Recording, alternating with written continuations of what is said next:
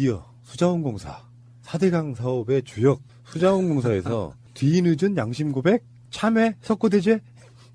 4대강 사업이 국민적으로 심려를 끼쳐서 반성한다 이런 메시지가 왜 지가 합니까? 이게 지금 국정감사에서 답답하죠. 지금 여당 의원들이 물을 거 아니에요. 4대강 사업에 대한 어떤 이런 것들을. 그러니까 수자원공사 경영진 입장에서는 국민들한테 심려 죄송하다고 이번에 SBS가 단독 보도한 거 보면은 뭐가 나왔냐면 4대강 보호 밑을 다 촬영해봤어요. 와. 워낙에 다 세골돼 있죠. 이대로 두면은 그냥 무너지게 돼 있는 경우가 너무 많은 거예요. 강바닥에다가 너무 공사를 날림으로 해가지고. 그러면 그거 어떻게 해야 돼? 결국엔 폭파해야 돼요. 제가 볼 땐 아마 조만간 재앙이 한번 올 거예요. 에이, 그러지 마요. 아니, 제 말은 그 이유가 뭐냐면 우리나라가 20년에 한 번씩 큰 폭우가 오거든요. 그럼 다 쓸려버려요, 저거. 두고 보세요. 강둑 터지고요. 왜 그러냐면 강우강도라는 게 있고 비가 산에 내리면 이 산에 내린 비가 강으로 도착하는 시간을 유달 시간인가 도달 시간인가 될 거예요. 이게 빠르면 빠를수록 홍수가 날 확률이 높아요. 근데 4대강을 정비해버렸잖아요. 그러니까 유달 시간이 많네요. 유달 시간이 짧아져 버렸어요. 그러니까 물이 급격하게 어디로 모여? 4대강으로 모이죠. 그럼 홍수가 날 수밖에 없어요. 그래서 강을 살리는 방식이 지류를 꼬불꼬불 하게 해놔야 유달 시간을 길게 잡고 땅도 물을 충분하게 스며들고 그리고 남은 물이 우수가 이제 이 강으로 오는 거거든요. 근데 이걸 직선화 시켜놨기 때문에 두고 보십시오. 이 뚝 무너질 가능성이 굉장히 높습니다. 그러니까 수공이 어떤 의미에서 뭘 반성한다는 거예요? 단기간에 대규모 건설이 이루어지다 보니 보안전성에 대한 우려가 초래됐고 사전 수요 예측이 부족해 용수 추가 확보에도 보용수 활용도가 저하됐으며 수질에 대한 사전 조사 및 데이터 분석 부족으로 녹조 발생을 예견하지 못해 적정 대응이 미흡했다고도 시인했습니다. 자, 4대강을 어떻게 만들었는지 다시 한번 상기시켜 드릴게요. 홍수 예방, 가뭄 예방, 수질 보호 이런 거였어. 전부 다가 의미가 없다는 거잖아요, 지금. 가장 희한했던 게 그거죠. 예비 타당성 조사라는 거를 반드시 하게 돼 있잖아요. 그 500억 이상, 사업비 500억 이상의 정부 사업은 예비 타당성 조사를 반드시 하게 돼 있는데 4대강 관련한 사업 중에 예비 타당성 조사를 한 게 단 하나도 없죠. 수공이 4대강 사업에 8조 원을 부담했어요. 22조 중에. 2008년 부채가 2조 원이었습니다. 부채 비율이 전체 자산의 20%였어요. 그런데 2009년부터 12년까지 이게 이명박의 그 재임 기간이거든요. 4년은 전체 16개 보 중에서 5개 보하고 2개의 댐 건설을 직접 시행을 했어요. 2013년에 부채가 14조. 2조였던 게 불과 5년 만에 14조가 됐고요. 부채 비율이 20%였던 것이 121%로 뛰었습니다. 지난해 기준 2016년 기준 부채 비율은 204.8%. 4대강에 투자했던 8조 원 중에서 6조 4천억 원이 회수가 불가능. 이거를 제외해도 부채 비율은 100.3%. 물론 수공의 잘못은 아니겠죠. 이명박 같은 자가 자기 낙하산으로 수자원공사 사장 내려보내고 국가의 예산이 부족하니 수자원공사 니들이 부담해서 만든 건데 사실은 우리가 다 알고 있잖아요. 이명박이 비리 중에 지금 뭐 다 쓰는 누구 겁니까?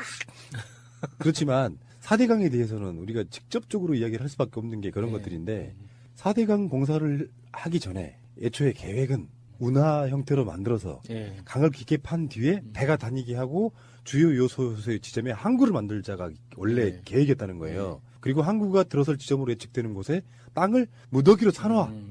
그래서 자기 이름으로 안 사놓고 친척들 명의로 사놓고 자기가 거기다가 차압을 걸어놔. 차명으로. 이런 괜찮네. 헐. 새가 날아든다는 여러분들의 하트를 먹고 삽니다. 잊지 않으셨죠? 에피소드 제목을 누르고 플레이가 되면 오른쪽 위에 하트를 꾹 눌러주세요. 오늘도 감사합니다. 더 많은 분들이 들을 수 있도록 하트 꼭 눌러주세요. 이명박 박근혜 정부에서 우리는 충분하게 이제는 선진국으로 갈 수 있는 로데이터를 얻었다고 봐요. 신자유주가 들어오면서 공무원이 감당해야 될 영역을 무차별 공사화시키거나 민영화를 시켰잖아요. 그러니까 공사를 시키면 이게 가장 중요한 게 뭐냐, 국정감사나 그 다음에 감사원 감사나 그 다음에 정부 감사 등이 약해요. 자체의 감사 규정을 갖고 있기 때문이에요. 그래서 이들이 삥땅 치기도 편하고요. 국가 예산을 이용하기도 편하게 되어 있어요. 그러니까 대통령이 사장만 바꾸면 마음대로 해버릴 구조잖아요. 그래서 저는 아까 문재인 대통령이 이제 공공부문 일자리를 만든다고 했잖아요. 그래서 저는 일부 공사들을 50%를 공무원으로 다시 채용해야 된다. 그래서 국회에서 통제를 받고 감사원의 통제를 받아야 되는 거다. 왜 그러냐면 지금 OECD 국가의 공무원 수가 3분의 1 수준이고요. 인구 대비입니다. 그냥 수가 아니고 인구 대비로 23위예요. 네. 그러니까 뭐냐면 공무원 수가 많으면 혈세를 많이 낸다고 생각하는데 그렇지 않습니다. 분명히 말씀드리지만 행정 서비스가 늘어나고 지금 왜 문재인 대통령이 공무원 수를 늘리려고 하냐면 이건 시대적 부흥이에요. 왜 그러냐면 대기업은 절대 일자리 창출을 못합니다. 내 장을 지집니다. 그건 맞아요. 100대 기업들은 절대 일자리 창출을 못합니다. 그러면 앞으로 일자리를 창출할 수 있는 블루오션은 공공영역이에요. 그러면 공사 같은 데를 저렇게 무방비 상태 한번 강원랜드 보자고요. 이거 공사거든요. 강원랜드를 채용자 90%를 다 청탁으로 했잖아요. 그죠? 먹잇감이었죠. 자유한국당 애들. 먹잇감이었잖아요. 그러니 그 안에 강원랜드가 제대로 운영이 됐겠습니까? 안 되죠. 이겁니다. 제 얘기는. 그러니까 그다음에 KT 한번 요즘 말이 많더라고요. KT를 완전히 민영화시켜서 어떻게 됐죠? KT는요. 아무리 적지 않아도 책임질 주체가 없어요. 사규가 그래요. 누구도 책임 안 져요. 그냥. 그러니까 이런 것들을 다시 환원시켜서 일부 국가가 공공지를 통제할 수 있고 그다음에 예산을 심의하고 감시할 수 있는 권한들을 막강하게 갖고 있어야 된다. 그래서 이것이 공공영역 일자리를 만드는데 추가로 만들 수 있다면 바로 공사 부분에 대해서 일부 의결권과 예산 집행권들을 실제 공무원들로 교체해 나가는 광범위한 사회적 제도 개선이 필요하다. 저는 이렇게 봅니다. 4대강도 그 중에 하나입니다. 4대장을 공무원이 했다면 못합니다. 왜 그런지 아세요? 처먹었다 자기 7억 대는 연금 날라가거든요. 그러면 연금보다 더 많이 처먹어야 되는데 하위직 중에서 저 못합니다 하고 나가버려요. 또 다른 부서로 보내주십시오 이래버려요. 요즘은. 그건 4대강 무조건 그렇게 굽실거리기 못하거든요. 그러니까 그런 측면이 있다는 것을 분명히 말씀드리고 문재인 정부의 공무원 수 늘리는 것은 시대적 흐름이고 그다음에 OECD 국가의 평균치도 지금 안 되는 상황에서 하고 있기 때문에 일부 정치적 집단이 세금 많이 낸다고 하냐? 이건 아닙니다. 오히려 세분화되고 다변화되는 한국 사회에 능동적으로 국민들한테 서비스를 제공하기 위해서는 전문적인 공무원들이 필요하다. 그러니까 4대강 해가지고 수질만 악화됐잖아요. 그럼요. 저쪽 사람들의 실드가 뭐였는지 아세요?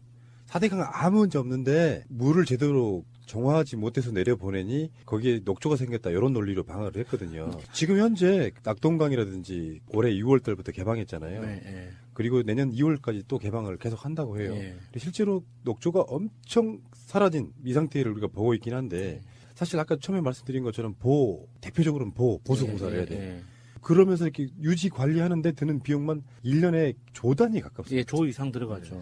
그런 상태를 만들어 놓고 이명박 4대강에 대해서 이제는 자유한국당 쪽에 실드를 못 쳐요.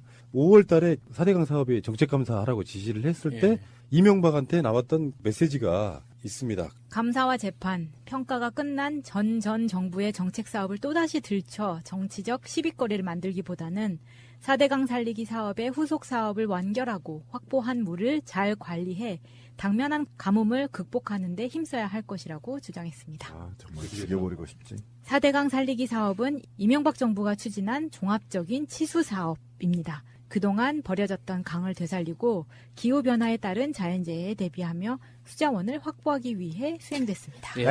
야이. 아니 그 더러운 문장을 갖다가 이렇게 이쁜 목소리를 읽으면 굉장히 뭔가 안 맞아요. 내가 다시 읽어드릴게요. 이명박 정부가 추진한 종합적인 치부 사업. 어쨌든 지금 수자원공사가 안고 있는 각종 부채 그리고 앞으로 나갈 돈들은 저는 이명박이 저수지를 찾아서 그 돈으로 충당해야 된다. 저는 이게 뜬금없을 수도 있는데 이게 수자원공사 이야기하다가 수자원공사를 방문했던 기억이 나서 그 수자원공사 방문했을 때 느낌이 뭐였냐면 와, 이 좋은 걸 나 혼자 보기 아깝다라는 생각을 했거든요. 그러니까 보통 우리 지금 현재 이제 인기 있는 관광 프로그램 중에 청와대 이제 그 관람하는 둘러보는 프로그램 있잖아요. 그런 걸 행정부 차원에서 청와대 담당자 듣고 계시죠? 한번 기획을 했으면 좋겠어요. 수공뿐만 아니라 대부분의 이제 거대 공기업들이 있죠. LH공사나 뭐 한전이나 뭐 이렇게 한수원도 마찬가지예요. 본사에 가보면 그냥 이거는 그냥 나 혼자 보기 너무 아깝다. 굉장히 잘 꾸며져 있고 그 자기들이 하는 어떤 그 공적 미션을 설명하기 위해서 홍보실에서 그 조직적으로 굉장히 준비가 잘 돼 있거든요. 근데 왜 그거를 국회의원이나 보좌관들만 활용하냐고요. 일반 시민들이 언제나 관람하고 그 방문하고 했을 때 체계적으로 이렇게 홍보할 수 있으면 그 사람들이 이제 시민들이 본능적으로 알 거라고 생각해요. 이게 비판할 지점과 칭찬할 지점이 동시에 있거든요. 그 수자원공사라는 기관이 이렇게 화려한 건물을 써야 할 이유가 뭔가에 대해서 한번 따져보게 되는데 따지다 보면 수자원공사가 중요한 일을 하고 있거든요.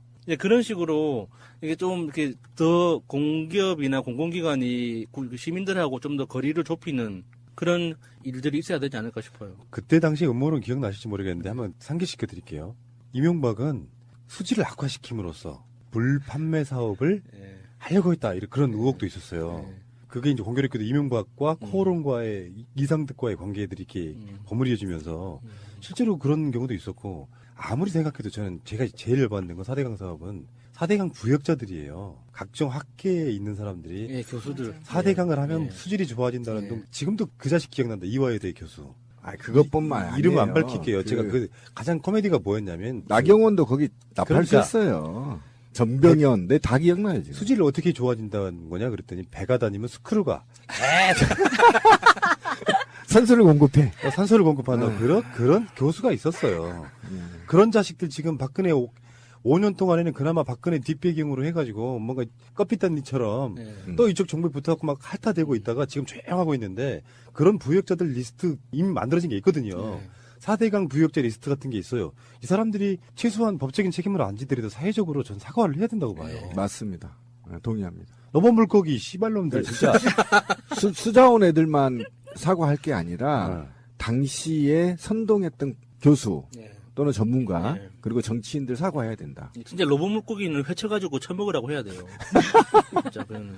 그래서 뱃속에서 조립해버려. 예. 그러니까 얼마나 국민을 얕잡아봤으면 그 로봇 물고기가 불가능할 거를 알면서도 정말 국민을 너무 갖고 놀았죠. 예. 로봇 정말 치가 물고기 떨립니다. 로봇 물고기 개발하는데 제가 알고 있기에 50억 정도 들어갔어요. 예, 맞아. 그러니까 실제로 테스트 해보는 것만 50억이 들어간 거예요. 그걸 또 누가 빼먹었을까? 난 그게 궁금해. 49억 아니 기사 9천. 나왔던데. 예. 어? 기사 나왔던데. 누가 빼먹었냐고. 그러니까 이게 이명박한테는요, 자원외교도 마찬가지지만 구조가 뭘 하다가 실패한 게 아니고 일부러 실패하는 것 같단 말이야, 느낌이. 보호를 그 SBS 보도를 이렇게 그 화면으로 보면요, 진짜 위험한 게 일단 밑에가 모래잖아요. 물이 계속 내려오면서 계속 파이는 상태거든요. 이걸 임시 처방으로 예산 들어가면서 계속 메꾸고 있어요, 또. 거기 들어가가지고. 근데 SBS 보도를 보면 그런 거예요. 조금만 더 있으면 사람들이 보호를 지나다닐 수 없다. 언제 무너질지 모르는데. 그게 아까 신빈이 말씀하고 그거 연결을 시켜보면 그런 거예요. 제가 영산강 강가에 태어났잖아요.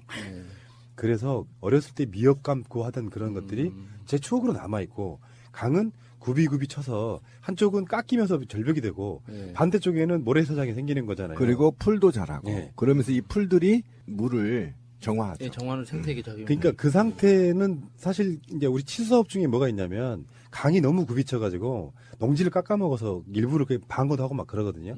너무 변형되니까. 근데 그거를 그대로 둔 상태에서 보호를 만들면 유속이 느려서 그렇게까지 안 깎인다는 안 거예요. 깎이지. 근데 유속이 너무 빠르니까. 그러니까 이를테면 강에 KTX화를 시켜버린 거야. 그렇지. 물이 직선으로 쭉 내려가게 만들어서 아까도 그 이야기 나오셨지만 결론적으로 문제는 지류에 있는 그 지천들이 그 속도에 이기지를 못하고 급속도로 이렇게 깎이기 시작하니까 그걸 죽도 밥도 안 되는 상태가 역행 되는 거죠. 침식이라고 네. 하죠. 그래서 이렇게 수심이 점점 깊어지면서 깊어지는 만큼 또 유속이 빨라지고 그렇죠. 그런 게 반복되면서 이제 지하수가 또 고갈되고 하는. 맞아. 그러니까 예. 박근혜 정권 때 초기에 이명박을 클리어한다는 명분으로 4대강 예. 비리를 잡아서 처벌까지 하기는 했어요. 근데 이명박에 대해서는 어떤 처벌도 하지 않았거든요. 그렇죠. 이게 정책적 판단이라고 하기 때문에 처벌이 불가능하게 돼 있죠. 지역에서 동지상고 출신들이 사실은 낙동강 다 해먹은 거거든요. 맞아요. 건설업자들이 예, 예. 대기업들이 하청을 받으면 동지상고 출신들이 다 해먹는 구조에서 6m의 비밀이라는 이야기도 나오고 그러면서 돈 다 해먹어 버린 거거든요. 그러니까 아까 말씀드린 것처럼 이번 에피의 제목처럼 예산을 그따위로 썼던 놈들이 단 한마디 반성도 없이 지금도 국정감사장에 나와가지고 문재인 케어가 돈이 많이 들어서 안 되고 뭐 안 되고 계속 반대하고 있다는 거예요. 또는 곳곳에 기관에 숨어서 예. 적폐청산을 물타기 하거나 네. 또는 방해하거나 네. 정두원 의원 말에 의하면 최측근이었잖아요. 어쨌든 청와대를 들어갔더니 분위기가 권력을 잡았다가 아니라 이권을 잡았다라는 느낌을 받았다. 이러니까 저는 최근 지난 10년의 악의 근원은 이명박이다. 예. 그래서 반드시 이명박을 잡아야 되는데 이명박을 잡기 위해서는 다스의 주인은 누구인가를 찾아야 된다. 그리고 아까 말씀 듣고 보니까 네. 이런 생각 나네요. 청와대에 갔더니 뭐부터 먹을까? 에이